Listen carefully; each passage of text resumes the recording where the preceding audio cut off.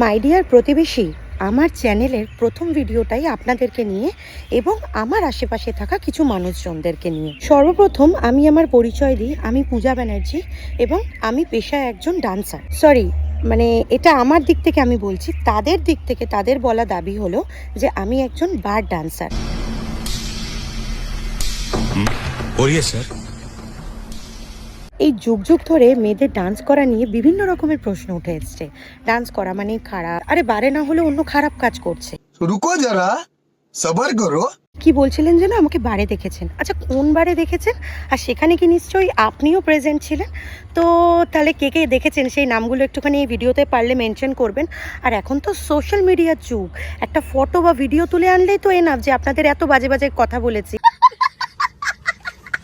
তো তার পরিবর্তে দেখিয়ে দিতেন আমাকে যে এই দেখ আমি দেখেছি তোকে, সেটা তো করতে পারেননি। এবার কিছু কিছু ছেলে আছে, আরে ভাই জানিস আজকে দেখলাম ওকে এই বারে, আরে ভাই জানিস ওকে দেখলাম এর সাথে। অ্যান্ড সর্বপ্রথম আমার একটা কথা বলার আছে, যারাই বারে ডান্স করছে না কেন তাদেরকে কোনো রকম কোনো খারাপ কথা বলার উদ্দেশ্য আমার নয়। ওরা চুরি করছে না, ওরা ডাকাতি করছে না, তো কেন ভাই তোর কাছে এসে চেয়েছে খেতে? যারা বারে ডান্স করে তারা কি বলে যে ভাই আমাকে দুটো খেতে দাও? তোকে বলে না, তোর দেওয়ার মতন ক্ষমতা আছে। যে যেটা করে না তাকে যদি বারবার সেটা বলা হয় তাহলে কোথাও গিয়ে একটা খারাপ লাগবে। আর আজকের ডেটে আপনাদের কথায় আমার কোনো খারাপ লাগে না, কারণ আপনাদের যে শিক্ষার অভাব আছে সেটা বোঝা যায়। আর দেখা যাবে যারা এই কথাগুলো বলেছে তারা কোনো না কোনো মহিলা, কোনো না কোনো বৌদি কেসে জড়িতই আছে।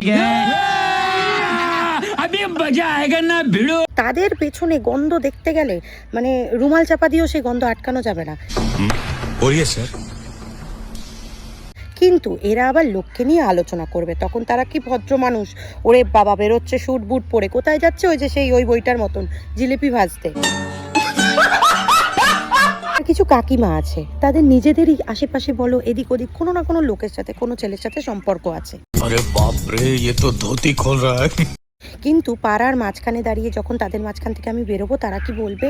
ওই দেখ কোথায় যাচ্ছে। বলছি কাকিমা, আপনার যে গোপনে যে বয়ফ্রেন্ডটা আছে না, ও যখন রাত্রিবেলা অন্ধকারে আপনার বাড়িতে ঢোকে, তো সেটা কি আপনি কাকুকে বলেন? উনি কি জানেন এটা?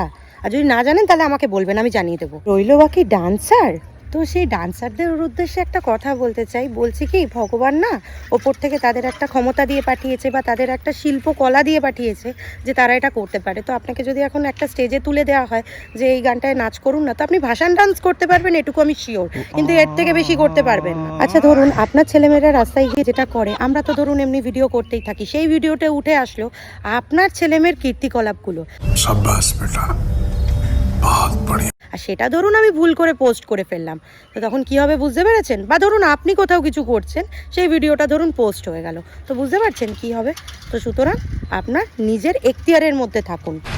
স্যার, আর যে মানুষগুলো বলে না যে এ বারে ডান্স করে, রাস্তা দিয়ে যাওয়ার সময় তো এরকম বার অনেক পড়ে, তো সেখান দিয়ে যখন যাই দেখি তারাই বেরোচ্ছে ওখান থেকে একদম পুরো মদ্যপ অবস্থায়, ও কথা বলতে পারছে না, নড়তে পারছে না, তারা আবার বাড়িতে এসে আলোচনা করে। বলছি কি, শিলনোড়া দেখেছেন? হ্যাঁ দেখেছেন শিলনোড়া?